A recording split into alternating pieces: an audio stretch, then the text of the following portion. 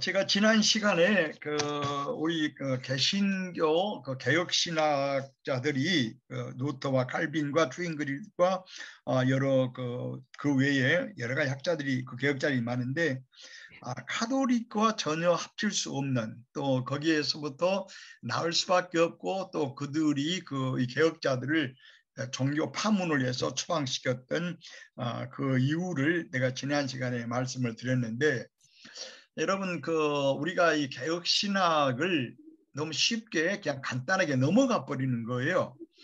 그래서 내가 지난 시간에 말씀드린 것처럼 영국의 유명한 맥그레스라고 하는 이 신학자의 글이 있는 책을 한 340페이지 되는 책인데요.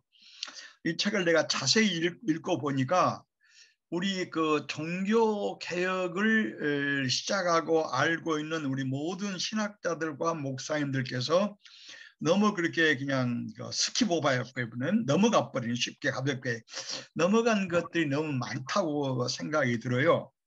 그래서 이 맥클이라고 하는 맥그레스라는 이분도 종교개혁의 뿌리라고 하는 이 책을 쓰면서 종교개혁이라고 하는 것은 매우 고전적인 성격을 가지고 있다. 왜냐 그러면 종교개혁의 성서 해석과 성서 신학에 의해는 구약의 개혁 사상의 뿌리를 두고 있고, 그리고서는 특별히 하나님의 말씀을 선포하는 그 예언자들의 아주 불같은 열성과 영성에 또 그들의 신앙의 증언에 뿌리를 내리고 있고, 또 그리스도의 제자들이 순교하면서 내세웠던 그 신앙의 본질에 뿌리를 내리고 있고, 사도들의 증언에 종교개혁 신학이 근본적으로 뿌리를 내고 있기 때문에 이 종교개혁의 신학들은 그 효력과 그 효력의 범위가 얼마나 광범위한지 우리가 늘 새삼스럽게 종교 개혁자들의 성서 이해, 성서 해석, 이거를 우리가 이해를 해야 또 새롭게 우리 신앙도 새로워지고 우리 설교도 새로워지는, 또 우리 선교가 새로워진다고 하는 것을 이번에 책에다 썼어요. 내가 지난 시간에 아까 방금 말씀드린 것처럼 카톨릭에서 카톨릭이 주장하는 그들의 결정과 그들의 신앙 이해를 루터와 칼빈과 트윈그려 같은 이런 분들이 절대로 받아들일 수 없는 몇 가지 이유를 내가 지난 시간에 말씀을 드렸는데, 이 얘기를 잠깐 제목으로 말씀드리고, 맥크레스가 종교 개혁자의 뿌리 가지고 있는 그 싱싱하고 효과적이고 새로운 이 내용 가운데서 내용을 많이 쓰셨는데요. 이 많은 책을 내가 내용을 다 말할 수 없고, 그 중에서 핵심되는 내용만을 우리 성서 지금 박봉량 선생님께서, 교수님께서 박사 논문으로 쓰셨던 성서 해석, 성서 이해, 성서 영감서를 지금 우리가 다루고 있는데, 그것과 연관시켜서 말씀을 오늘 드리려고 생각합니다. 오늘은 세 가지 주제가 아주 중심적인데요. 첫째로 우리 종교개혁의 뿌리라고 그러면, 종교개혁의 뿌리는 무엇을 근거로 한, 무엇을 뿌리들을 썼어요. 그 뿌리들, 그런데 뿌리들을 할 때 뭘 말하는가 하는 것하고, 그 다음에 이 뿌리들을 이분이 아주 집중으로 정리하면서 잘 서술한 내용을 내가 더 요약해가지고 내가 더 처음과도 하면서 그 내용을 한번 밝히려고 하고요. 그 다음에 여러분들은 신학교를 다녔을 때, 물론 장신 신학대학이든지 혹은 한신 신학대학이든지 서울 신학대학이든지 혹은 연세대학 신학이든지 감리고 신학이든지 선결고 신학대학이든지 그 외에 백석 신학대학이든지 간에 이 종교개혁 신학이 가지고 있는 깊이와 넓이와 높이를 여러분들 깊이 공부하니 묻었을 거라 생각하고, 그다음에 목회하신 분들은 바쁘기 때문에 언제 신학책을 들여다볼 시간이 없잖아요. 그래서 종교개혁 신학의 특별히 루터의, 칼빈도 할 말이 많습니다만 칼빈 누가 강의하신다고 그러니까 루터의 십자가의 신학이 매우 심오하고 깊습니다. 그리고서는 루터와 칼빈이 우리 기독교 신앙 생활에서 얼마나 많은 회의가 들고 얼마나 많은 시련이 있습니까? 우리 때에 따라 알 수 없는 병에 걸리고 또 아주 헤아릴 수 없는 파도와 고난과 시련의 바람이 수시로 우리 교회와 우리 개인의 신앙생활에 넘나듭니다. 이런 것을 우리 칼빈과 루터는 어떻게 우리가 극복하도록 우리에게 그 좋은 제안을 하는가에 대해서 이 책을 중심으로 한번 여러분들에게 알려주고 강의를 함으로써 여러분들이 그 설교하고 상담을 할 때 많은 게 회의하고 절망하고 때에 따라 교회에 등을 지는 이런 분들이 많이 있지 않습니까? 이런 분들을 위해서라도 이 책을 한번 읽은 것이 좋으리라 생각하는데 거기에 대한 안내로서 이 내용을 여러분들에게 밝히려고 합니다. 그리고서는 우리는 루터의 신학의 중심인 십자가의 신학을 잘 공부한 적이 없어요. 그래서 루터 십자가의 신학의 본질이 무엇이 있는지를 우리들의 신앙의 어두운 밤을 우리는 지나지 않습니까? 우리는 많은 사람들이 우리 많은 신학자도 마찬가지입니다. 신앙의 회의밤을 지납니다. 여러분 우리가 기도를 많이 들어도 응답되지 않는 기도도 참 많습니다. 그렇기 때문에 우리 복음 찬송가에 응답하신 기도 감사 또 거절하심도 감사라고 하는 그 찬송가에 참 깊은 찬송가라고 생각이 들어요. 거기까지 들어갈 수 있는 우리 그 종교개혁의 신학의 중심이었던 한 루터의 중심이었던 십자가의 신학과 믿음과 회의의 관계, 그 회의의 극복에 대해서 종교개혁 신학자들이 밝혔던 내용을 여러분들에게 안내하고 강의를 함으로써 여러분의 목회와 또 상담을 할 때, 교인 상담을 할 때 좀 도움이 되지 않을까 그런 생각을 합니다. 그러면 지난 시간에 말씀드린 것처럼 개혁자들이 가톨릭의 그 신학에서 또 주장에서 전혀 성서의 뿌리와 예언자들의 신학과 신앙, 사도들의 신앙과 신앙, 예수 그리스도의 모든 말씀과 십자가 부활의 빛에 비추어서 전혀 받아들일 수 없는 내용을 내가 몇 가지로 여러분들에게 알려드렸는데, 첫째로 가톨릭에서는 전통과 성서를 동일시한다는 거예요. 그래서 가톨릭 전통이란 뭐냐 그러면 가톨릭의 바티칸이 교황을 중심으로 해가지고 추기경들이 결정한 내용이 전통이 됩니다. 그들의 회의 또 그들의 여러 가지의 선언 이것들이 교회 전통이 되는데, 이 교회의 이런 바티칸의 회의 결정, 그래서 교황이 선언한 것이 교회의 전통이 되는데, 이 전통은 우리 개신교에서는 절대 받아들일 수 없는 성서와 똑같은 권위를 갖는 거예요. 때에 따라서는 성서보다는 가톨릭의 전통이 훨씬 앞섭니다. 그들 이렇게 주장합니다. 이 칼바르트가 하나님 말씀의 신학이라는 교약에서 일권이라는 책에서 그걸 밝혔어요. 때에 따라서는 이 전통이 성서를 만들었기 때문에 성서를 좌지우지할 수 있는 것이 전통이라고 본다는 게 가톨릭은.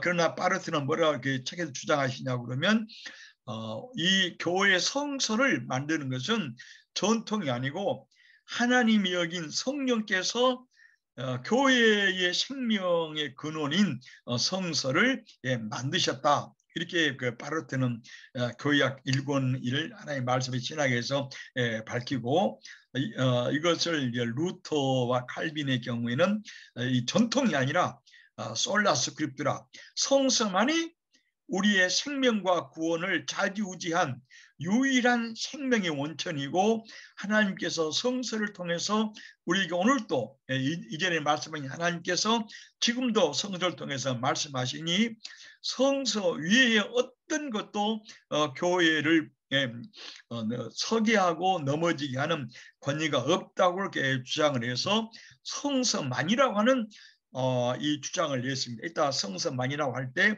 우리 개신교에서 그 칼빈과 루터에서 성서를 어떻게 보았는가에 대한 이야기를 이 맥커레스 말을 통해서 다시 한번 확인해 보려고 합니다. 두 번째로 우리 개신교에서 받아들일 수 없는 것이 그들이 말하고 있는 그 뭐예요? 그 속죄권 판매를 반대한 거예요. 그들은 연옥서를 내가 지난번에 말씀드린 것처럼 연옥이란 말이 가톨릭이 경전을 받아들이는 외경에 나옵니다. 그러나 루터는 이 외경은 율법적이고 예수 그리스도의 십자가 부활의 복음이 전혀 들어있지 않기 때문에 또 그걸 암지도 않고 지도 않기 때문에 외경을 우리 기독교 교회의 경전으로 받는 것을 루터가 거부했어요. 그래서 우리는 그 중세기는 전부 연옥서를 믿었는데 우리는 그 연옥서를 믿지 않는 것은 참으로 많은 그 자유를 우리에게 주셨다고 종교 신앙이 시작하는데 이런 면에서 속죄권의 판매 때문에 종교개혁이 일어나는 동기도 됐는데 이 속죄권 판매를 통해서 교황은 엄청난 이익을 챙기고 베드로 성당을 짓고 성직이 매매가 생긴 이런 면에서 속죄권을 반대한 건데 속죄권을 판매한 것은 그리스도의 십자가 그리스도만이 용서할 수 있는 이 죄의 용서를 카톨릭의 교황도 할 수 있다고 하는 이런 것 때문에 우리 개신교는 속죄권 판매를 거부한 것이고 이 속죄와 함께 우리 죄를 용서해 준 것과 함께 카톨릭에서는 이 우리들의 죄를 용서받기 위해서는 죄의 경중과 또 그 경제적인 여러 가지의 유무, 여러 가지 그 등급을 따라서 돈을 받기도 있어요. 이것은 바로 기독교 타락의 극치를 보여준 것으로 생각을 합니다. 또 세 번째는 우리가 절대로 받아들일 수 없는 것이 루터도 말했습니다만은 루터는 성서 해석의 유일한 권리를 절대 교황한테 넘길 수 없다는 거예요. 만약 교황만이 성서 해석할 수 있는 혹은 신부만이 성서 해석할 수 있는 유일한 권위가 있다고 그러면 하나님의 능력과 자유와 생명과 진리의 복음의 자유가 억압된다는 거예요. 하나님의 진리와 자유의 억압은 교황도 세상 어떤 권세도 막을 수가 없고 제한할 수 없기 때문에 성서 해석의 권위를 교황이라고 하는 가톨릭의 그 권위에 대해서 완전히 거부한 거예요. 그 다음에 그 네 번째로 루터도 칼빈도 굉장히 강조하고 있어요. 칼빈도 기독 강의를 읽어보면은 이 성만천 그 내용을 그 항목에 가보면 가톨릭의 교황을 적그리스도라고 여러 번 적시하고 있습니다. 왜냐 그러면 지난번에 잠깐 여러분에게 말씀을 드렸습니다만은 이미 9세기부터 이 가톨릭에서는 그 신부가 이렇게 빵을 들고 포도주를 들고 이것은 예수의 몸이고 피라고 이렇게 기도하는 순간 외형은 바꿔지지 않지만 내용이 질적으로 변화돼서 그것이 빵은 예수의 몸이 되고 포도주는 예수의 피가 된다라고 그렇게 그 말을 했어요. 그리고서는 일반 신도들에게는 포도주, 즉 예수의 피가 되는 포도주는 주지 않았습니다. 이유는 뭐냐 그러면 신부들은 결혼도 않고 깨끗한 성생활도 않고 아름답게 사는데 일반 신자들은 성생활하고 죄를 짓기 때문에 예수의 피를 말 수 없다고 생각을 해서 그분들 그걸 거부를 했어요. 그러나 이제 루터와 칼빈은 성만찬 이해가 서로 다르기도 합니다. 그러나 공통적으로 같은 내용은 신부가 무슨 그 신비로운 마술적인 힘이 있어가지고 이 빵을 축사할 때 예수의 몸이 되게 만들고 또 포도주를 축사할 때에 예수의 피로 만드느냐 이 마술적이고 마법적인 이것은 예수님이 정하신 성만찬과 무관하다고 생각을 해서 이걸 화채설이라고 하죠. 화채설, 예수의 피로 바꿔지고 예수의 몸으로 바꿔진다는 화채설을 이 루터와 칼빈은 절대로 받아들일 수가 없었습니다. 그리고 아까 말한 것처럼 우리 죄 용서는 돈을 주거나 속죄권으로 결정될 수가 없고, 오로지 죄를 그리스도 십자가의 보혈 앞에서 우리 모든 죄를 회개하고 하나님의 용서를 받아들이는 모든 사람들에게 거저 주시는 하나님의 선물이고 하나님의 은혜이지, 이것을 신부들이 좌지우지할 수 없다고 하는 그런 측면을 매우 강조해서 이분들은 솔라 스크립투라, 솔라 피데, 솔라 그라치아를 특별히 루터가 강조를 많이 해가지고 종교 개혁의 봉화를 울렸습니다. 그다음 이것은 이제 루터나 칼빈과 종교 개혁과는 관계없는 오늘날 우리가 절대로 받아들일 수 없는 내용은 로마 카톨릭이 1950년에 마리아가 산채로 승천했다고 하는 마리아 승천 교리를 선포했어요. 이건 전통입니다. 그러니까 카톨릭에서 아까 말한 것처럼 이 전통이라고 하는 것은 성경과 똑같은 권위를 가지고 있고 때에 따라서 성서 위의 권위를 가지고 있어요. 그래서 바티칸에서 1950년에 마리아가 산 몸으로 승천했다고 하는 이 마리아 승천 교리를 지금 카톨릭은 완전히 교리를 받아들이고 믿고 고백하고 믿습니다. 이런 면에서 내가 지난번에 잠깐 말씀을 드렸습니다마는 마리아는 아마 나이가 16인지 17인지 성서학자가 이제 추측을 합니다만은 당시 유대인들이 일찍 결혼했기 때문에 막 15살도 있고, 그때 그 누가복음에 본 것 같으면 그 하나님의 천사 가브리엘이 나타나서 성총을 받으신 마리아여, 하나님이 당신과 함께 한다. 그리고 하나님이 지극히 높으신 성령이 당신을 둘러싸서 당신을 둘러싸서 예수를 낳으리라고 하는 이제 말씀을 하는데,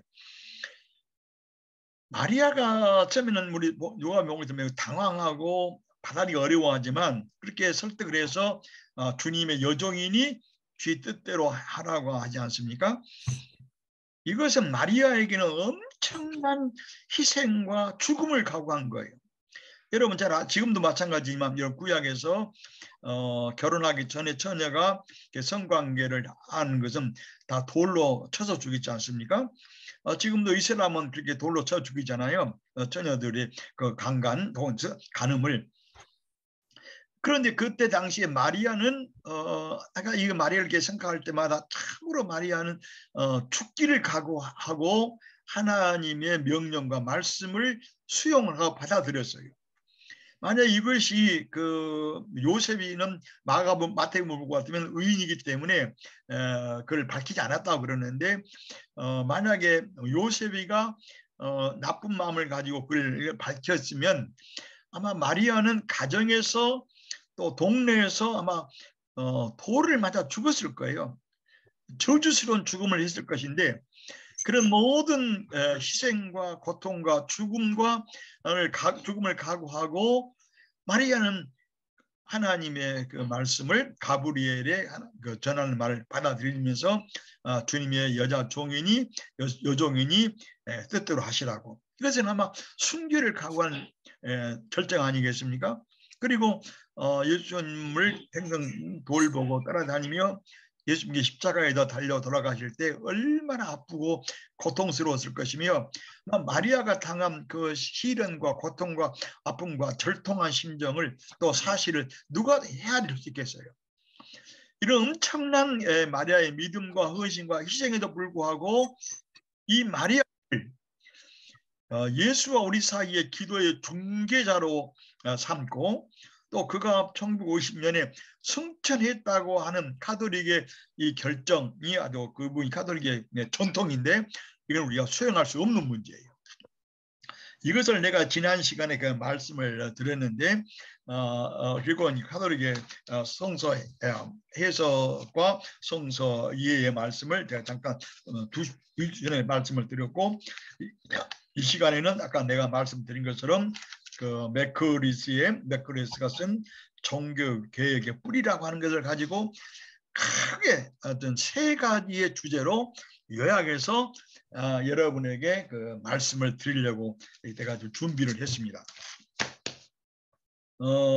나는 이걸 준비를 굉장히 많이 했어요. 그리고 또 나도 배운 것이 참 많습니다.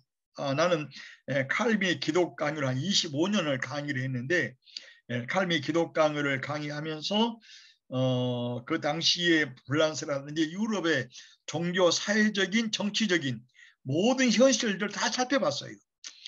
그리고 이 신학이 그냥 그 공중에서 종교적 신학이 공중에서 혹은 그 무슨 그 무역사적인 역사가 없는 그런 무풍지대에서 일어난 것이 아니고 당시에 엄청난 사회적인 변혁이 시작됐는데 사회적인 변혁은 이미 종교역 시작할 때부터 여러분 그 전에 르네상스가 있었고 그 다음에 각 국가들마다 자기들의 그 개인 국가를 강조하기 시작을 했고 거기에 신비주의가 많이 일어났고 그러면서 이제 이런 17세기 시작되는 영국의 산업혁명이 16세기부터 시작한 거예요.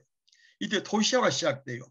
길드가 조직되고 지금까지 농촌 사회적인 사회가 이 도시 사회로 바꾸어지는 효시 시작이 된 거예요. 그래서 이러한 그 새로운 상황을 맞이하면서 종교 개혁이 시작됐다. 그리고 이 새로운 조시와 문명이 시작되는 시초부터 복음이 우리 기독교가 가지고 있는 지금까지 전통적인 교회가 가지고 있는 이런 카톨릭의 영성이나 그들의 수도원적인 믿음을 가지고서는 이 새로운 시대 도시화가 시작되고 각 국가가 자기의 그 권위를 확보하게 되고 산업화가 시작하려고 하는 이런 그 사회에 적응할 수 없었어요. 그래서 루터와 칼빈, 특별히 칼빈의 경우는 그 법학을 전공한 자로서 뭐 이런 사회에 적응하는 또 이걸 앞서 나가는 그런 신학 사상을 칼빈이 잘 제시를 했는데 이따 우리가 보겠습니다만 그래서 특별히 칼빈의 신학을 매우 따르고 존경하고 한 사람들은 거의 지성인들이었습니다. 법학자들, 그다음에 여러 학자들, 예술가들. 그래서 칼빈의 신학에서 매우 아름다움을 보고 자유의 공기를 시작했고 성서를 새롭게 보는 그런 눈을 칼빈의 기독 강의에서 공부했는데 이 내용도 맥크레는 분이 조금 언급을 했더라고요. 그래서 내가 이 이제 그 강의를 이렇게 시작하겠습니다. 그 맥크레스는 1935년에 아주 위대한 학자의 집안에서 태어났어요. 그래서 그는 많은 책을 어려서부터 읽기 시작을 했고 지적 호기심이 많았다고 본인이 쓰고 있습니다. 그래서 그는 옥스퍼드 대학에서 분자 생물학을 공부하고 무신론자가 됐어요. 다 여러분 루이스도 본 것, 여러분 루이스를 우리 훌륭한 기독교 변증가로 이해하고 많은 책들이 번역되는데 루이스하고 프로이드와의 비교하는 그 논문도 그 책도 있습니다. 나는 그 책도 읽고 내가 그 교수 모임에서 강의한 바가 있는데 이렇게 그 루이스 같은 이런 무신론자가 됐어요. 그래서 자연과학을 비롯한 여러 가지 학문의 세계에서 그분은 많은 삶의 의미와 진정한 삶의 기쁨과 목적을 찾으려고 했어요. 그래서 이 맥거리스는 아주 위대한 지성을 가진 예리한 이성의 소유자로서 여러 학문을 추구를 해서도 특별히 자기가 전공을 하는 분자 생물학을 아주 깊이 공부했으나 분자 생물학에서 그 맥거리스 그 청년이 찾고 있는 삶의 진정한 목적과 의미와 역사의 뜻을 발견하지 못했어요. 그래서 그는 자기가 연구하는 분자 생물학 자연과학의 한계를 거기서 절감을 했어요. 그리고서는 이분이 생각을 하기를 왜 기독교가 그렇게 오랫동안 유럽의 학자들과 유럽의 예술가들과 유럽의 많은 그 사람들의 마음을 사로잡았을까? 자기는 관심이 없었지만 자기 학문의 문자 생물학의 의 한계를 느끼고 왜 그랬을까 하고서는 2000년 동안 많은 학자들과 예술가들이 유럽에서 기독교를 의지하고 기독교 신앙에 심취한 것을 아주 신기하게 보았어요. 그래서 그는 자기 삶의 참된 진정한 의미와 목적과 역사의 뜻이 무엇인가를 또 인간은 죽음으로 끝나는가 안 하는가를 자연과는 대답할 수 없기 때문에 이것을 그분은 찾기 위해서 아까 말한 것처럼 유럽의 많은 예술가들과 학자들이 한 2000년 동안 그렇게 기독교에 심취하고 있고 성경에 의지한 것을 찾아보고서는 신기하게 여기면서 스스로 이제 성서를 손에 잡았다고 이렇게 말합니다. 그리고 저는 성서만을 가지고서는 처음 보기 때문에 너무 성서가 힘들고 파악하기 어렵고 어떤 점에서는 성서는 아닌 것처럼 박사 논문이 아니고 여러 반복도 되고 때에 따라서는 맞지 않는 내용도 그 자기 내용 안에 있기 때문에 너무 힘들어서 기독교 유명한 학술 서적들을 이분이 찾기 시작을 읽었어요. 그랬더니 이렇게 탐구하는 가중에 이분이 누구를 만났냐 그러면 아까 내가 잠깐 말씀드렸습니다만은 무신론자에서 기독교로 전향한 C.H. 루이스 옥스퍼드 대학의 교수였던 영문학 교수죠. 이분은 아주 이분 내가 책을 보니까 히라바에 능통한 사람이에요. 그래서 모든 고전 히라바를 다 연구하고 읽고 토론하고 보니까 성서의 히라바는 플라토라든지 소크라테스라든지 여러 그 책들에 비해서 히라바가 매우 단순하고 투박했어요. 그래서 루이스가 생각을 하기를 히라바의 모든 고전들은 문장이 매우 정교하고 미끄럽고 아름다움에 비해서 성서의 히라바는 투박하고 다듬어지지 않은 것을 보고서 이거야말로 사람들의 여러 가지의 손대는 것, 사람들이 지적으로 혹은 이성적으로 혹은 문학적으로 가감하지 않고 원저자들의 생각이 그대로 묻어났다 생각을 하고 C.S. 루이스는 히랍의 모든 이런 신화들은 역사적 가치가 없다고 이분이 확신하고 마태복음, 마가복음, 누가복음이야말로 가장 역사적이고 올바른 하나님에 대한 진리를 가르친다고 확신하고서 이분이 기독교로 개정한 내용을 이분이 그 책에다 쓰고 있습니다. 나는 이 루이스와 프로이드의 두 학자들을 비교한 책을 미국의 하버드대학 의과대학 교수가 이 책을 썼어요. 굉장히 내용이 좋습니다. 내가 이 책 내용을 읽고서 내가 15년 동안 여러 대학교 교수들과 함께 인문학 세미나를 같이 했는데 이걸 내가 발표를 했어요. 한 15명 여러 대학 교수들한테. 그랬더니 그분들이 이걸 듣고서는 기독교에 관심이 있든 없든 프로이드와 루이스의 이 책이 너무 인기가 좋고 특별히 루이스의 회심이 기독교의 회심이 아름다워서 많은 교수들이 공감한 것을 내가 보았는데요. 이 맥그레스도 루이스로부터 지대한 영향을 받았어요.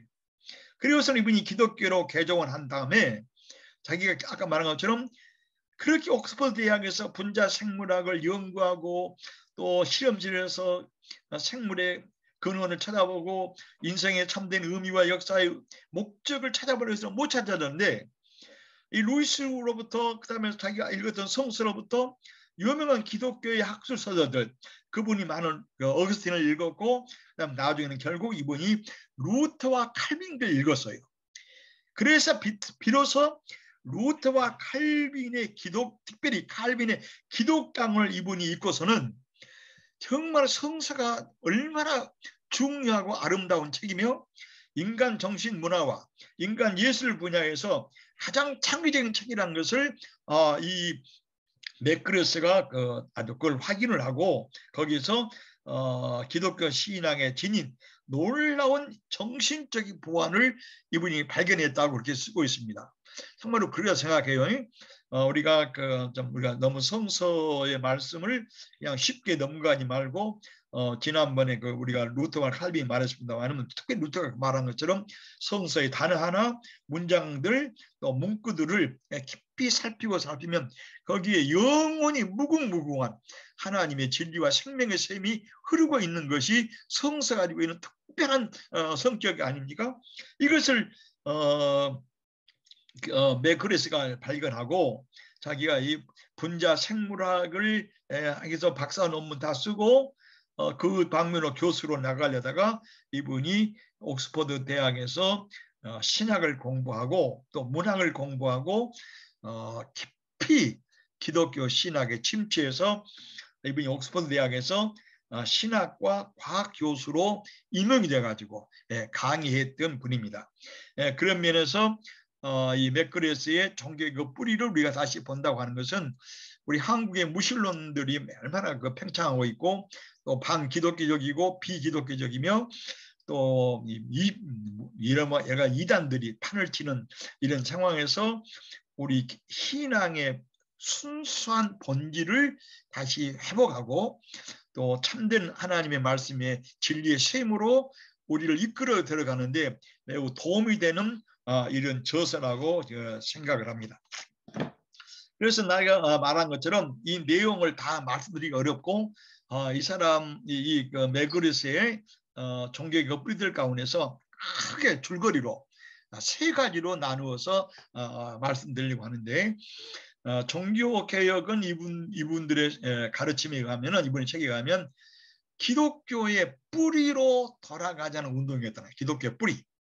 그러니까 말하자면 카톨릭에서 말하고 있는 전통도 아니고 교황이 말하고 있는 그런 직서 그런 것이 아니고 종교 개혁자들은 예언자들과 사도들이 목숨을 걸고 밝히고 증언했던 신앙의 원천이 바로 성서의 세계인데 이 사람이 이것을 다시 발견하고서 이분이 종교 개혁은 뿌리로 돌아가는 것이다. 이 뿌리가 뭐냐? 책에 보면은 크게 두 가지입니다. 하나는 성서로 돌아가자는 것이고 또 하나는 우리가 우리 기독교 신앙의 뿌리를 이룬 것은 또 하나는 성만찬인데 성만찬의 이해로 깊이 돌아가서 우리가 예수와 연합하는 이런 면을 이분이 다루었어요. 이분이 이렇게는 말하지 않지만 내가 책을 읽어본 가운데서 내가 이렇게 정리를 합니다. 그 다음에 일단 내가 강의할 것은 내가 말씀드린 것처럼 우리 그 신앙생활에서 얼마나 많은 시련과 때에 따른 어두운 밤 또 회의를 겪습니까? 세상에 회의가 없는 사람이 어디 있겠어요? 그래서 회의를 다루는 큰 두 사상가가 있는데 폴 틸리입니다. 폴 틸리는 자기를 철학적 신학자로 말해가지고 그분은 회의를 신앙의 한 부분으로 봤어요. 그래서 그분은 말하기를 회의가 없는 신앙이 아니라는 거예요. 그래서 반드시 모든 신앙인은 회의가 따라간다. 그래서 폴 틸리는 신앙을 회의의 일부로 본 거예요. 이와 달리 회의는 극복돼야 할 것이지 신앙의 일부가 절대 아니고 신앙은 하나님의 말씀에 대한 확신이고 이 확신은 인간의 경험에 나온 것이 아니라 성령의 감동과 하나님 은혜로 주신 것이기 때문에 회의가 극복되지 않는 한 기독교 신앙은 설 수 없다고 주장한 분이 칼 바르트입니다.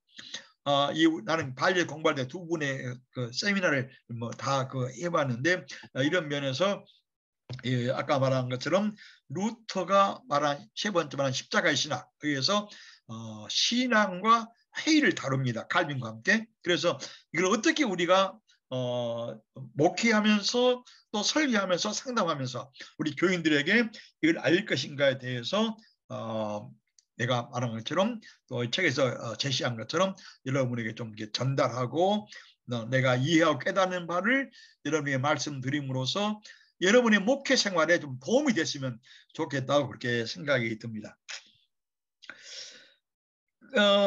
그리고 이제 이분의 책이 이렇게 되어 있어요. 종교 개혁자의 사상을 오늘 가장 잘 드러내고 밝히고 있는 분이 칼 바르트라고 썼어요. 그리고서는 또 몰트만의 십자가의 신학에서도 드러나고 있다. 십자가에 대한 하나님은 몰트만이 십자가에 대한 하나님이라는 책을 썼는데 그 십자가에 대한 하나님은 루터의 십자가의 신학을 받아들여서 개혁 사상을 잘 쓰고 있다고, 사상을 잘 적용하고 있다고 그렇게 쓰고 있습니다. 종교 개혁은 그 시대에 질식할 듯한 연기로 가득 찬 방송으로 성서의 빛과 성령의 능력으로 신선한 공기를 불어넣는 운동이다 그래요. 이게 참 놀라운 말 아닙니까? 종교개혁은 그 시대의 그 시대, 특별히 그 가톨릭의 바티칸에 의해서 질식할 듯이 아주 연기로 가득 찬 그런 우리 교회, 또 당시에 그 가톨릭에서 지배되는 중세 사회에다가 하나님 말씀과 성령의 신선한 공기 바람을 통해서 신선한 공기를 불어넣는 그런 아주 활력이 넘친 운동이었다고 그렇게 이분이 쓰고 있어요. 참 아름답게 잘 썼다고 생각해요. 그래서 이 신선한 공기를 받아들여서, 신선한 바람을 받아들여서 신선하고 활력이 넘친 그리스도인의 삶을 어떻게 살아야 되는 것을 밝히는 것이 종교개혁의 자들의 신학이었고 그들의 성서 해석이었다고 그분은 이렇게 쓰고 있습니다. 그래서 종교개혁은 우리의 생의 원천이고 빛을 주는 하나님의 말씀인 성서로 돌아가라는 신앙의 뿌리로 돌아가자는 운동이었다는 거예요. 또 개혁자들은 하나님이 그리스도를 통해서 실제로 이루 가신 구원에 대한 성경의 모든 증거들과 교훈들을 개인들의 모든 삶과 밀접히 연결시켜 준다는 거예요. 그래서 개혁자들이 활동하는 시대에 시작된 도시는 새로운 자유의 바람이 불었고 중세기를 변화시키는 원동력이 되었다는 거예요. 그 개혁자는 도시의 새로운 자유로운 분위기를 알았고 도시는 당시의 농촌 사회를 변화시켜 나가는 새로운 자유와 풍조가 아주 시작이 됐다는 거예요. 그래서 개혁자는 도시의 문화에 적응하면서 도시 문화를 복음으로 변화시켜 나가는 그런 길을 모색하고 찾게 됐다고 하는 겁니다. 그래서 개혁신학은 이제 막 그때 시작된 도시의 도가니 속에서 당금질을 당하고 검증된 성서적인 신학을 형성한 분들이었다고, 그 신학이었다고 그렇게 그분이 쓰고 있습니다.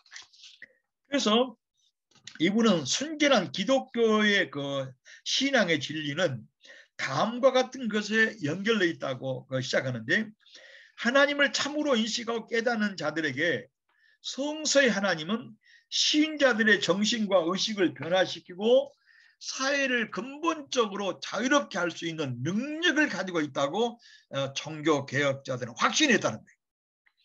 그래서 개혁자들은 일상적인 토양에서 그들이 깨닫고 인식하고 경험하는 하나님에 대한 인식과 신학이 견고하게 유럽 역사에 뿌리 내리기를 갈망을 했고, 뿌리 내리는 운동에 적극 참여해서 그 운동이 지금까지 계속되고 있다라고 그분이 쓰고 있습니다. 그래서 루터와 칼빈 같은 개혁자들의 사상을 알고 인식하고 깨닫는 것은 새롭고 순전한 기독교인의 신앙의 내용을 오늘날 다시 발견하고 그것을 우리의 삶에 새롭게 적용하고 실천하는 데 가장 중요한 원동력이 된다라고 이분이 이렇게 말하고 있습니다. 그래서 종교 개혁자들은 당시 가톨릭 안에서 이런 운동을 시작하였으나 가톨릭이 지닌 완강한 권위주의, 계급서열주의, 그들이 가진 강팍함 때문에 가톨릭에서 추방당하고 가톨릭 안에서 개혁을 이룰 수 없었다. 그래서 그들은 여러분 루터는 파문당했습니다. 그래서 그들은 파문당하고 강제적으로 카톨릭에서 추방되었는데 이 맥그리스에 의하면 이것이야말로 역사적인 비극이었다는 거예요. 그래서 내가 지난번에 여러분 아마 알렸습니다. 루터는 이런 아주 가톨릭이 아주 직시할 것 같은 그런 신앙과 전통을 보고서 또 면제 판매라든지 교황 모설이라든지 성서 해석 정권을 해석하면서 악을 행을 보고서 루터는 교황에게 다음과 같이 말을 했습니다. 내가 지난 시간에 잠깐 이 말씀을 여러분에게 했습니다만 이렇게 말하고 있어요. 나는 모든 문제에서 오직 진리의 말씀을, 즉 성서를 위하여 싸우고 있습니다. 나는 교황직, 즉 교황청을 경멸해 왔습니다. 어떤 사람도 교황청이 바벨론이나 소돔보다 더 부패하다고 하는 것을 부정할 수 없습니다. 내가 보기에 교황청은 완전히 타락하여 있고 절망적이고 악명 높은 불경건의 특징을 모두 가지고 있습니다. 나는 신앙이 살아있는 한 나는 이 교황직에 저항할 것이고 반대할 것입니다. 교황청에서는 세상을 뒤덮는 홍수처럼 최악의 것들만 흘러나오고 있습니다. 그것들이 사람의 몸과 영혼과 재산들을 황폐화시키고 파괴시킵니다. 이것은 대낮처럼 명백합니다. 한때 거룩했던 로마 교황청에서나 지금 교황청은 그냥 음탕한 강도들의 구혈이 되어 있습니다. 교황은 아주 악하기 때문에 교황청은 아주 악하기 때문에 적 그리스도가 나타난다고 할지라도 지금 교황청의 사관보다 더 보탤 것은 없습니다. 만약에 현명한 교황이 이러한 교황청의 모든 부패를 청산하려고 한다면 그 교황은 독살되고 말 것입니다. 이 넓은 하늘 아래 로마 교황청보다 더 부패하고 더 해로운 것은 아무것도 없는 게 사실 아닙니까? 한때는 하늘의 문이라고 불렀던 교황청이 이제는 하나님의 진노 때문에 지옥에 열린 문이 되었습니다. 그래서 나는 교황청을 그토록 맹렬히 공격해 왔고 생지옥인 교황청을 강력하게 공격해 왔습니다. 그래서 이 교황청에 대한 이런 공격을 이렇게 보면서 우리가 지금 보게 된 것은 얼마나 루터와 칼빈이 종교 개혁을, 기독교 개혁을 갈망했을까 하는 것을 우리가 짐작하게 됩니다. 그래서 이 교황이 한마디 이렇게 참 말해서요. 그리스도께서 마음 가운데 계시지 않는 교황이 교회와 세상을 다스린다고 그러면 그 교황은 그리스도 없는 적그리스도입니다. 그러한 교황은 적그리스도의 대리자이고 적그리스도의 우상일 뿐입니다. 사도들은 살아계신 그리스도께서 그들의 마음에 역사하시고 있으므로 그들은 그리스도 종이라고 불렀지 그들이 그리스도의 대리자라고 하늘의 열쇠를 지녔다고 그들은 절대로 말한 적이 없습니다. 사람들은 교황에게 나가기 위해서 귀한 선물을 드리나 나는 가난해서 교황에게 드릴 선물이 없고 영적인 선물 외에 내가 드릴 다른 선물은 없습니다. 교황은 영적인 선물 외에 다른 것으로 부유하게 될 필요가 없습니다. 1520년 9월 26일 비텐버르크에서 루터가 썼어요. 그래서 이와 같은 루터의 교황청 반대한 글을 보고서 봉캄이라고 하는 이분이 루터의 십자가 신학이라는 큰 책을 썼어요. 내가 루터의 신학에 대한 논문을 쓰면서 이 봉캄의 책을 많이 보았는데 봉캄은 이렇게 루터에 대해서 이렇게 말하고 있습니다. 루터는 교회의 부패를 보고 그렇게 열정적으로 고통스러워했고 가톨릭 교회의 부패를 보고 그토록 열정적으로 고통스럽게 했고 그리고 교회의 회개와 갱신을 위해서 열렬히 기도하고 그리고 회개하지 않는 교회를 보고 분노하면서 교회의 과오와 교회의 잘못을 철저히 비판하고 이것을 모든 세상 앞에 고소했다라고 이렇게 본캄이라고 하는 루터 신학자가 이렇게 쓰고 있습니다. 그리고 저는 바로 그래서 그는 로마 교황청에서 파문을 당하고 카톨릭에서 추방됐다라고 쓰고 있습니다. 그리고 저는 그를 추방한 루터를 추방한 카톨릭에 대해서 루터의 주장은 전혀 새롭고 낯선 요구였다고 이렇게 쓰고 있습니다.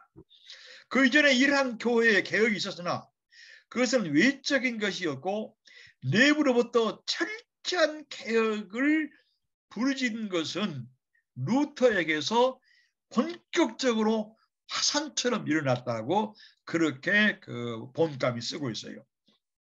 그래서 그 루터가 말했습니다. 루터가 말합니다. 우리가 견고하게 붙을 수 있도록 교훈과 복음을 주신 주 예수 그리스도 이름을 믿고 고백하고 추종하는 자들만을 우리는 그리스도인으로 부르자. 그래서 그 개혁자들은 먼지가 수국하게 쌓인 카톨릭의 낡은 전통과 신앙 오해와 녹이쓴 권위들과 과오들을 거룩한 불이 타오르는 대장간으로 데리고 가서 그 낡은 고철을 녹이고 불에 달구어 두들기고 물속에서 담금질한 후 빛이 번쩍 비쳐 나는 새로운 쇳덩이를 만들어내려고 했다라고 맥그레스라는 사람이 이렇게 루터와 칼빈의 공헌을 잘 표현하고 있습니다.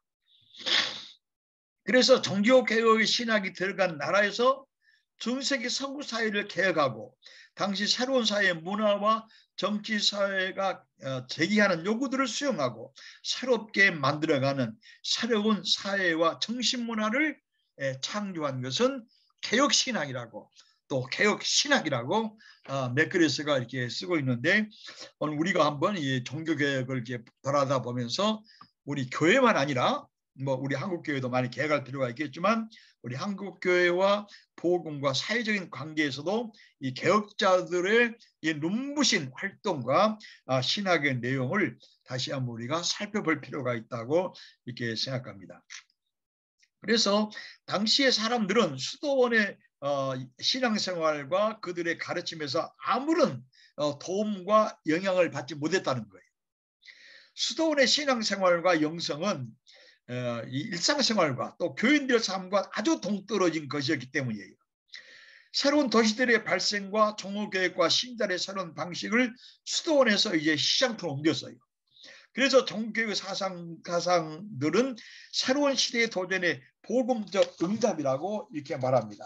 그래서 종교개혁은 신자의 믿음을 시대의 상황과 생활 방식에 연결시키는 시도를 했다라고 이렇게 말합니다. 그것은 기독교의 정체성과 순진성을 회복하면서 기독교의 정체성과 순진성은 어디가 있느냐? 이것은 이분이 아마 예언자적인 아주 불꽃 튀기는 하나님의 말씀에 대한 열정과 사도들의 순교자적인 믿음이 바로 교회의 정체성과 순진성을 회복하는 것이라고 쓰고 있어요. 그래서 그것은 예언자적이고 사도적인 믿음의 인식에 깊이 뿌리를 내리기 개혁이고 그래서 개혁운동은 예언자들과 사도들의 그 아주 신앙에 그들의 그 헌신과 그들의 증언에 뿌리를 내리기 때문에 종교개혁운동은 아주 고전적이다.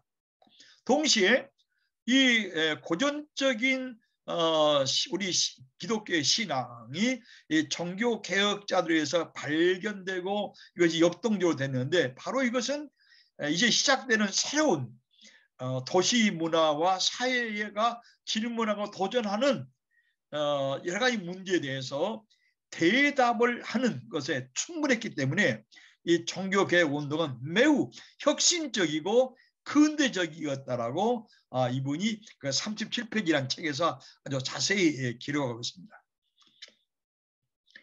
그래서 내가 아까 말한 것처럼 이제 이 종교 개혁은 뿌리로 내려간다고 하는 것인데 뿌리로 내려간다고 하는 것은 내가 말한 것처럼 아까 말한 것처럼 크게 그 두 가지인데요. 하나는 세 가지인데 하나는 성서의 근원으로 돌아가자. 두 번째로서는 가톨릭에서 주장하고 있는 화채설을 거부하고 성만찬의 본질을 회복하자. 그래서 십자가 달리시고 부활하신 그리스도와의 우리 모든 신자들과의 생명의 연합을 새롭게 하자. 이것이 루터와 칼빈이 강조했던 뿌리를 찾는 운동이고, 세 번째는 이런 순수하고 진정한 기독교 신앙의 뿌리를 찾아가지고 이것이 각 개인의 믿음에서 실천되고 그들이 각 가정과 사회와 일터에서 또 여러 곳에서 뭐 공무원은 관공서에서, 정치가는 정치연설에서, 교수는 연구실과 대학에서 이것을 믿음에 일상생활에 적용시키고 실천하는데 이 종교개혁의 세 가지의 근본 뿌리가 있다라고 이 저자는 쓰고 있습니다. 그러면 이제 그 뿌리가 되는 세 가지 요소를 한번 살펴보겠습니다.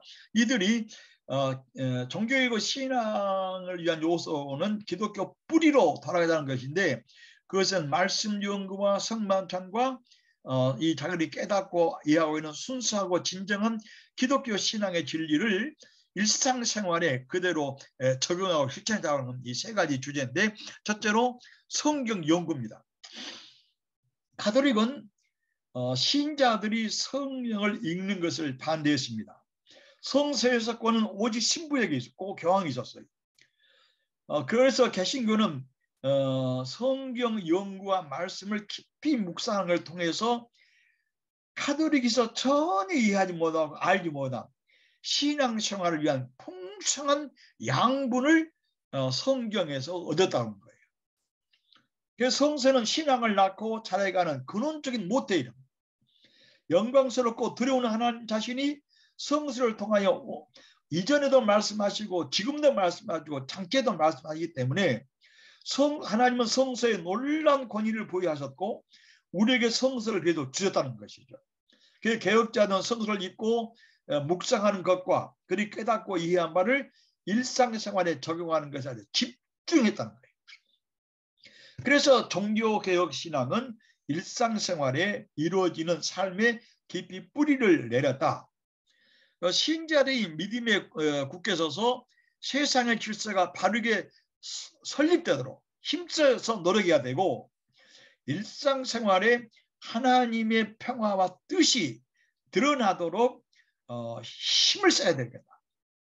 이런 종교개혁의 그 신앙의 뜻은 당시의 중세의 그 일상생활의 삶에 깊은 의미와 깊이를 제공했다라고 이 메그레스가 이렇게 쓰고 있습니다.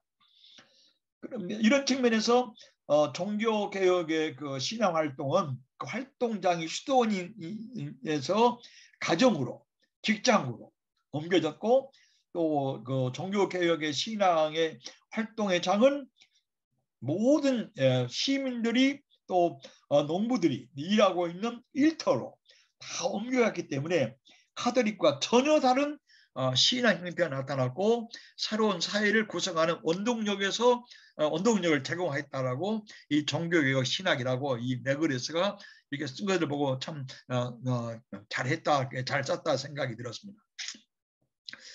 그래서 사회와 가정은 또 신앙이 실제는 1차적인 장소가 되었고, 가정 살림을 잘 챙기고 사회의 공정한 질서를 세우고 정의와 사회를 세우는 것은 신앙 문제와 아주 직결되는 이런 문제로 특별히 칼빈이 보았다라고 이 메그레스는 쓰고 있습니다.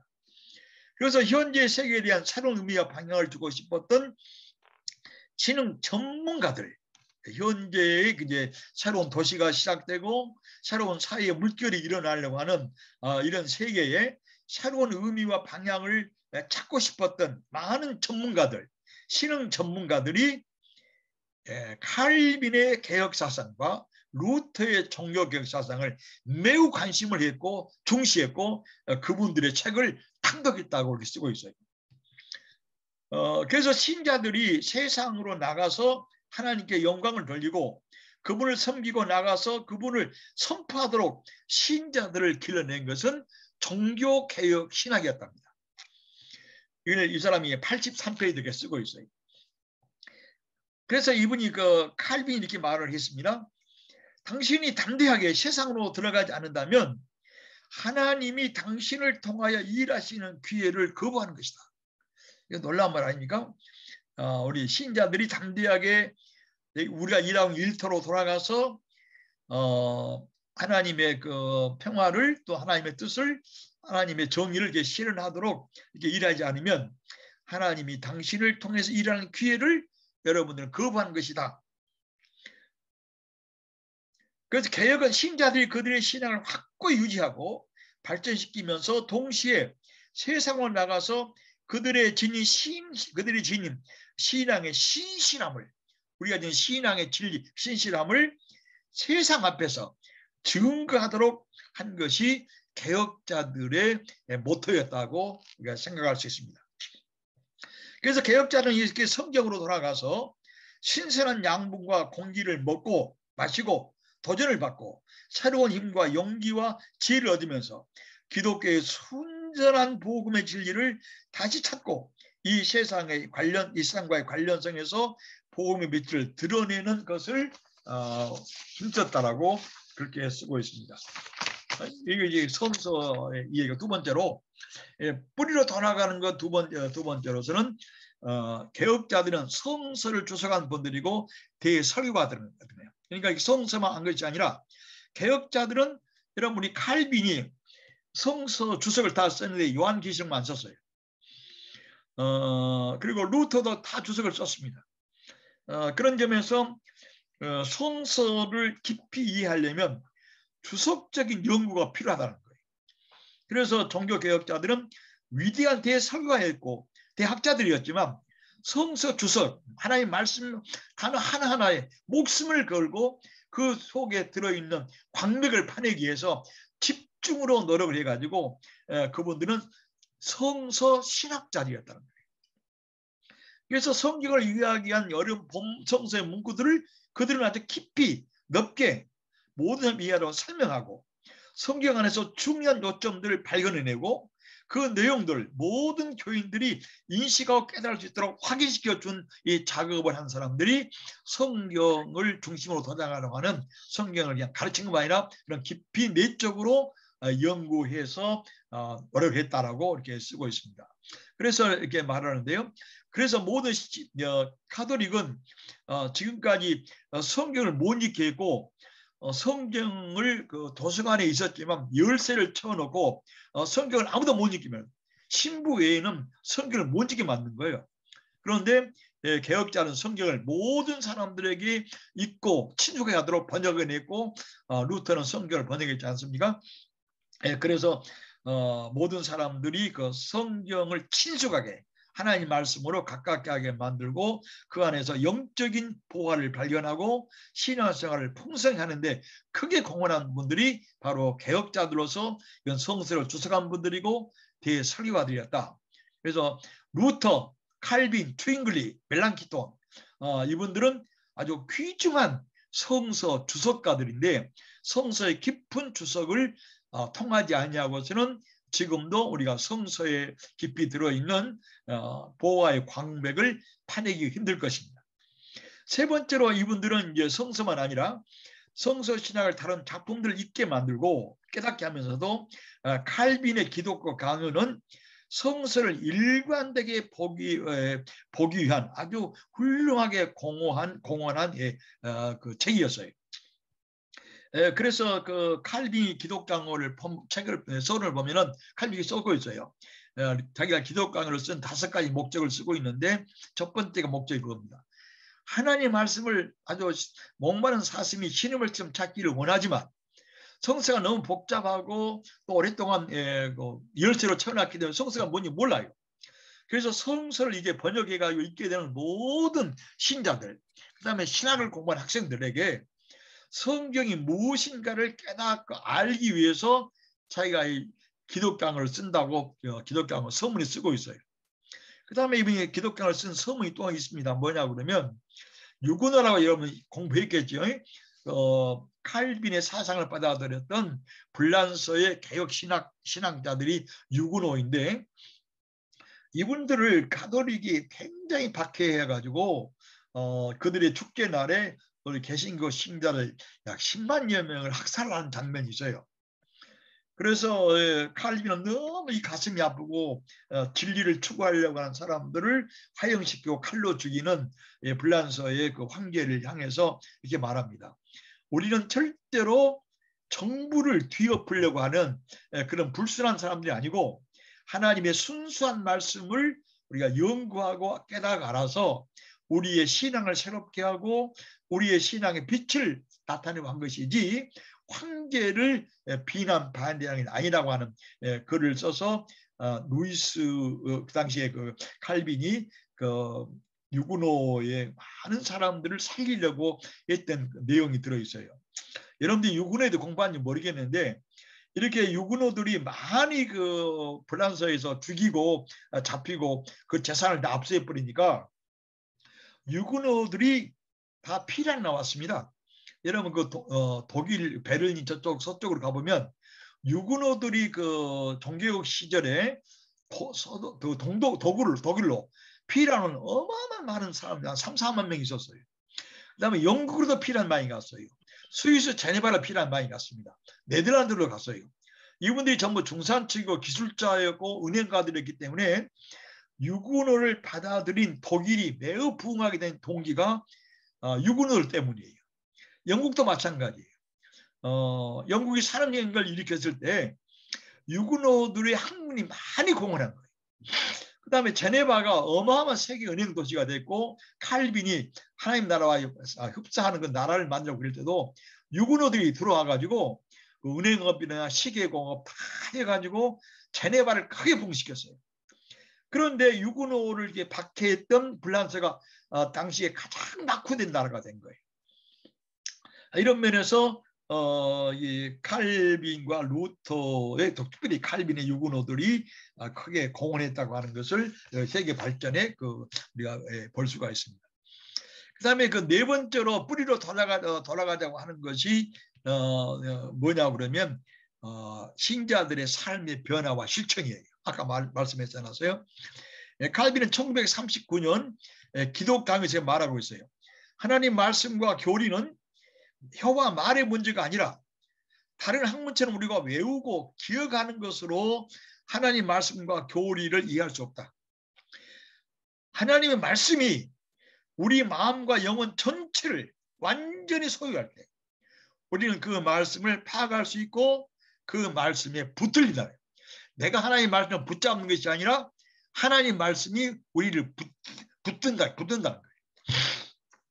그래서 이 말씀 우리를 완전히 우리 영혼 전체, 우리 마음과 영혼 전체를 소유하고 할 때 우리는 그 말씀을 파악할 수 있고 그 말씀에 붙잡힌다는 거예요.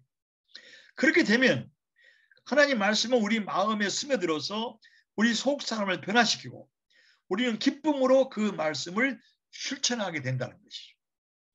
그러면 그 말씀을 통해서 우리가 변화된다는 거예요. 복음이 인간의 마음속 깊은 곳까지 자리 잡고 우리의 감정들까지 파고들어서 우리 안에 그 말씀이 확고히 자리를 잡으면 냉랭한 철학자들의 저술보다도 100배나 더 풍성하게 하나님의 말씀이 신자의 인격과 전체를 은혜와 진리로 가득 채워준다. 그래서 하나님이 누군지를 알고 예수 그리스도가 나의 구주임을 믿고 아는 것은 내가 하나님을 통하여 새로운 변화를 체험하는 것이고, 이런 변화가 참으로 옳다면, 이 칼빈이 말해요. 내가 예수를 믿고 하나님을 믿어서 이 말씀이 나를 완전히 사로잡아서 하나님의 말씀이 나를 사로잡고 하나님의 말씀이 내 안에서 나를 진리와 은혜로 아주 가득 채우면 내가 변화가 되는데, 이 변화가 참으로 올바른 것이라면 칼빈이 말하기를 신자들은 예수 그리스도의 제자로서 복음의 증인이 되고, 먼저 우리가 모든 우리 성도들을 하나님의 말씀이 사로잡고 그 말씀이 성도들의 영혼과 마음과 이성과 정서를 감정을 완전히 붙잡아. 그러면 하나님의 말씀이 은혜와 진리로 신자들의 삶을 가득 채워주게 되고, 그렇게 되면 그 신자들이 하나님의 말씀을 통해서 새로운 변화를 경험하게 되고, 이런 변화가 참으로 옳다고 그러면 이게 정말로 성서적인 변화라고 생각된다면 그렇게 변화하는 신자들은 예수 그리스도의 제자로서 복음의 증인이 되고 예수의 마음에 연결되어서 사랑의 실천을 하게 된다. 이것이 신앙의 열매라고 그렇게 칼빈도 말했고, 루터도 모든 우리 좋은 행실은 신앙의 열매라고 표현한 것입니다. 그래서 그 루터도 비슷한 말을 하는데요. 루터도 기독교인의 자유에서 이런 말을 하는 거예요. 하나님이 약속하신 것들을 신자들이 공유하고 하나님이 약속하신 말씀을 신자들이 참으로 공유하고 마음으로 깊이 받아들이면 그것을 통해서 인간이 변화된다. 하나님을 진정으로 믿고 알게 되면 그것이 우리를 변화시키는 생명력이 얼마나 크고 놀라운지를 그 신자들은 깨닫고 경험하리라고 루터가 말하고 있습니다. 우리가 하나님의 약속과 연합하면 우리는 그 약속에 흡수되고 그 끝뿌리는 약속의 뿌리는 우리는 그 약속에 흠뻑 젖어서 그 약속 속에 빠져들 것이다. 그러면 하나님의 약속은 우리에게 진리, 거룩, 의, 자유, 평화 넘치는 삶으로 우리를 인도하고 우리를 선으로 모든 것을 이끌어 가신다고 이렇게 루터가 쓰고 있습니다. 그러므로 우리가 칼빈과 루터의 경우에 둘 다 이렇게 요약해 보면은 그 하나님의 그 말씀에 대한 확고한 믿음과 그 약속을 붙드는 우리 신자들은 하나님의 약속과 연합될 것이고 우리 신자들의 영혼 전체가 그 약속들 속에 흠뻑 젖어들고 약속에 맺어지게 된다. 결국 그 영혼은 하나님 말씀의 약속을 가지고 있는 모든 능력을 소유하게 될 것이고 거기에 흠뻑 젖어서 빠져들고 그래서 하나님의 말씀의 능력과 말씀의 빛 속에서 자유하게 사는 새로운 삶을 얻게 된다라고 우리는 루터와 칼빈의 이와 같은 그 뿌리로 돌아가는 그 말씀의 연구 깊이를 통해서 이렇게 확인할 수가 있습니다. 그래서 우리들이 그 스스로 성경을 읽고 교회에서 성경을 깊이 배우고 그들의 생활에 적용하는 것이 세 번째 큰 단계인데요.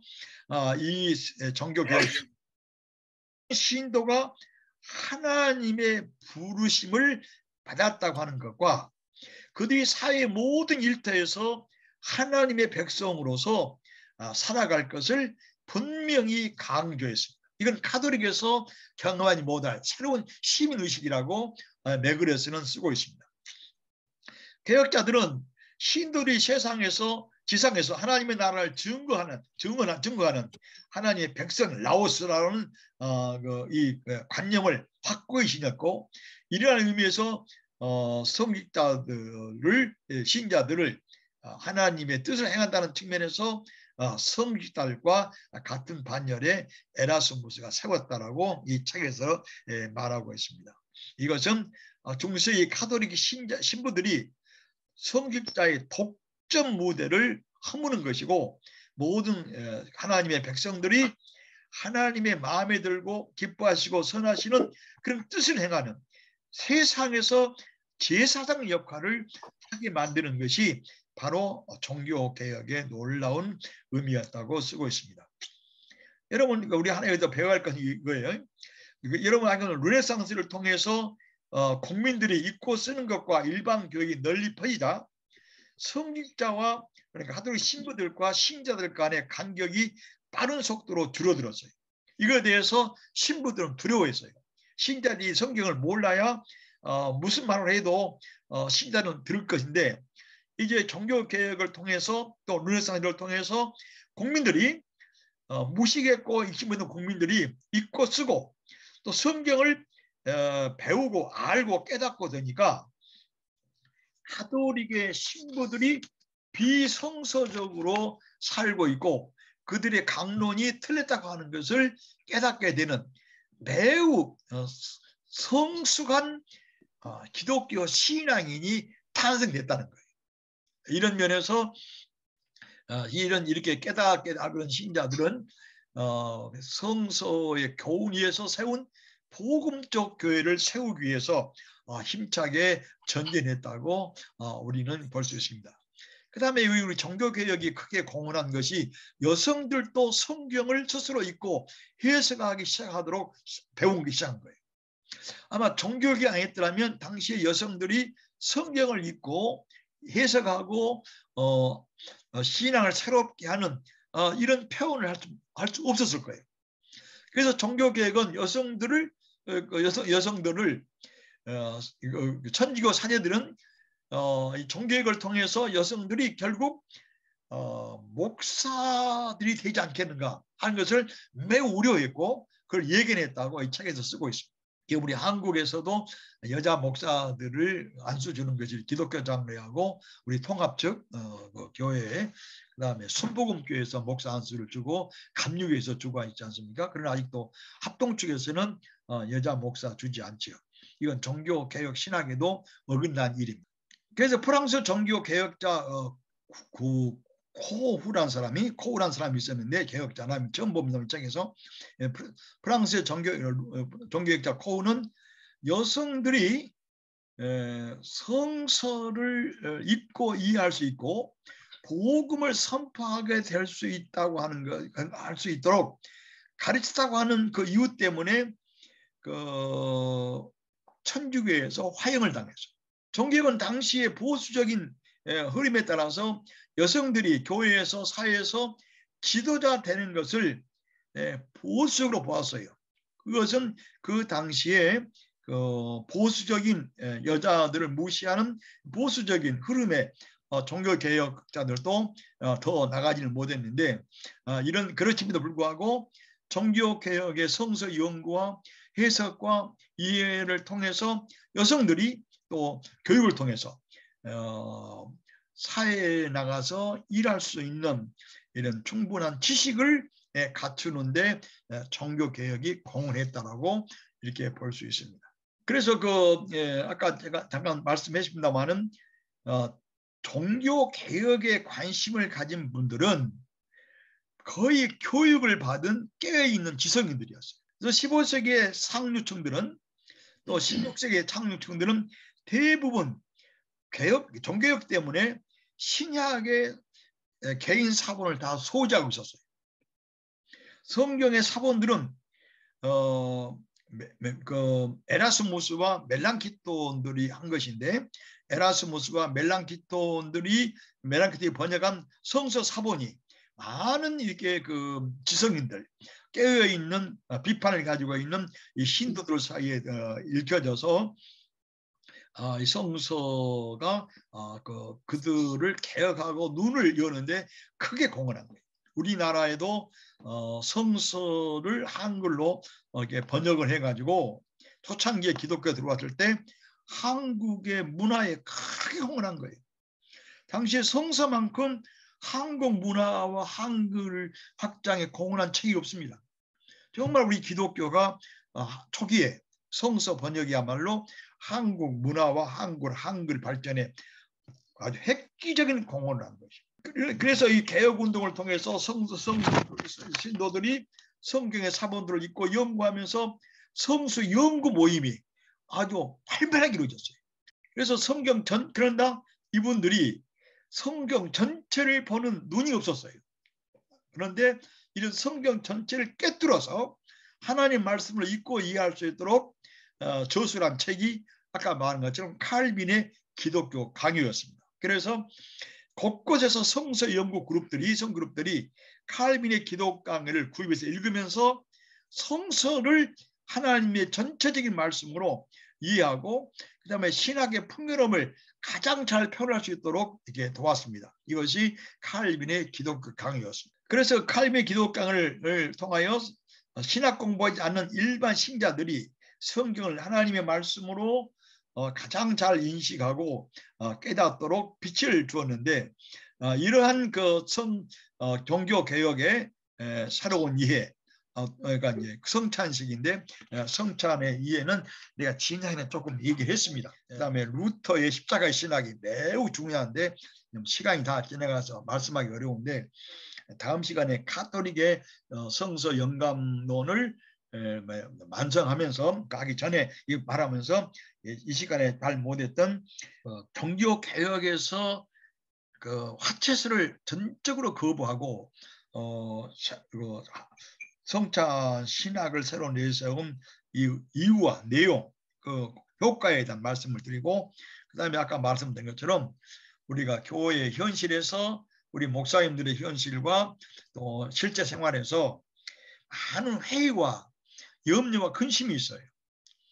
이 루터와 칼빈은 다 같이 신학자들만 아니고 이분들은 훌륭한 목회자들이었어요. 그렇기 때문에 목회를 하면서 모든 신자들과 또 신앙을 가지고 사람들이 회의하고 근심하고 염려한 것을 보고 이분들이 이것에 대해서 대응하는 신학을 또 말씀을 하셨는데 이에 대한 말씀을 다음 시간에 마무리 지으면서 우리 박공남 교수님의 유명한 성서 영감론을 계속해서 진행하려고 시작합니다.